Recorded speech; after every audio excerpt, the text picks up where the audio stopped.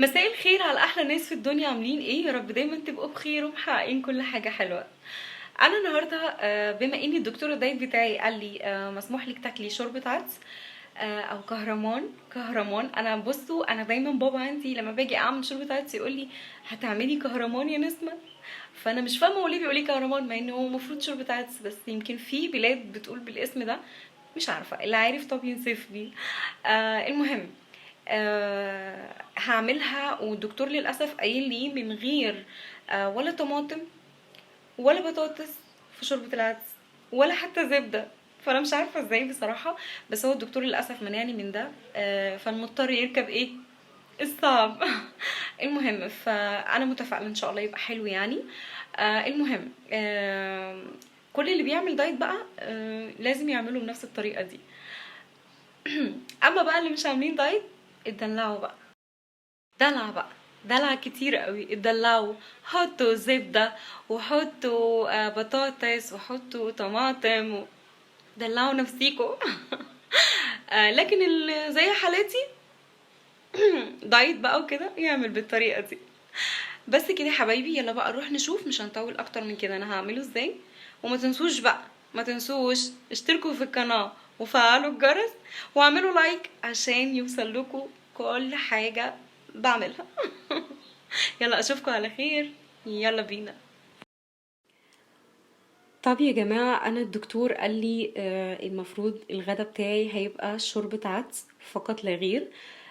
وطبعا الدكتور فيه حاجات ممنوعات، قايل لي ممنوع تماما نضيفها في شوربة العدس. زي ايه مثلا؟ زي البطاطس او الطماطم. لان انا بصراحة كنت دايما بحب احط الطماطم اكتر علشان بتدي لون كده احمر للعدس. بس للاسف الدكتور منعني علشان الدايت. فهو قايل لي شوربة عدس من غير بطاطس او طماطم.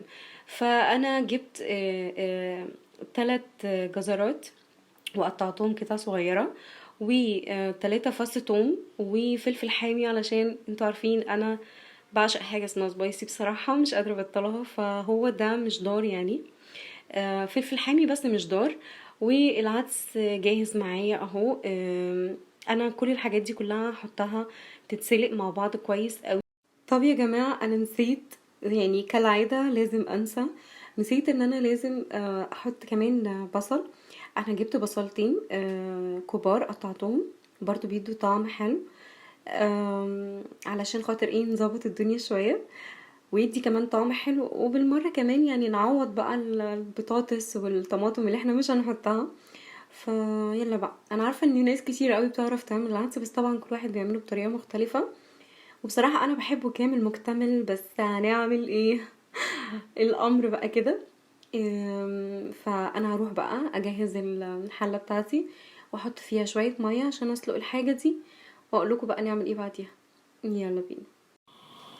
طيب انا دلوقتي نزلت بالعدس بتاعي في المية بعد ما غليت، وهحط بقى الحاجة كمان معاهم وهسيبهم.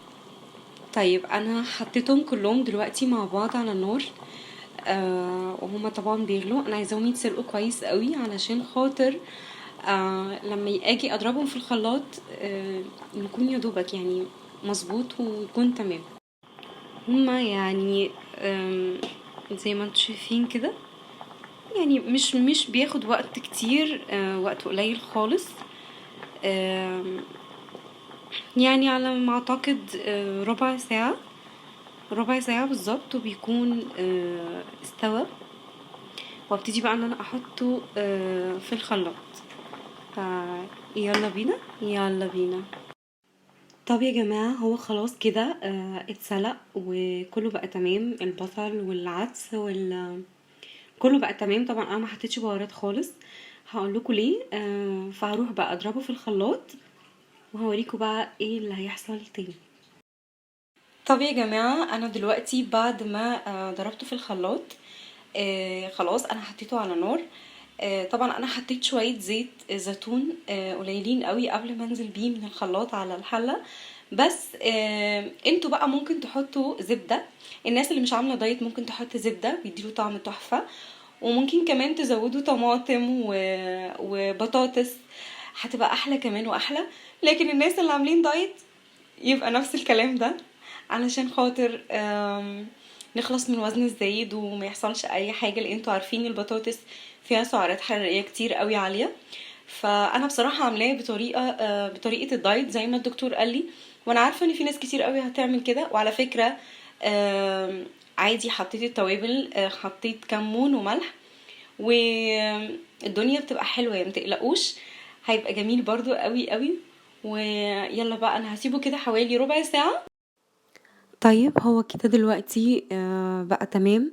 هحط بس البهارات بتاعتي، هحط كمون وملح. لو انتوا عايزين تحطوا اي بهارات تاني حطوا. انا حطيت كمون بس وملح. طبعا مش قادره اقول لكم الريح، اصلا هو ريحته الله اكبر جميل قوي. انا عماله اقلب فيه، انا شايفه ان هو كده بقى حلو قوي قوي قوي. ويلا بقى، يام يام يام، والف هنا وشفا. عايزه اقول لكم الريحه بجد جميله قوي قوي قوي، وبجد طبعا هو ليه فوائد رهيبه رهيبه رهيبه جدا.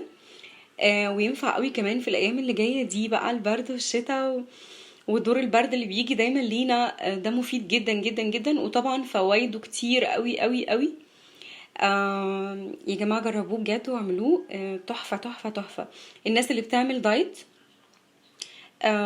دي الطريقه اللي انتوا ممكن تاكلوا بيها عدس وما تحرموش نفسكم من اي حاجه خالص. تمام. يلا بقى اشوفكم على خير.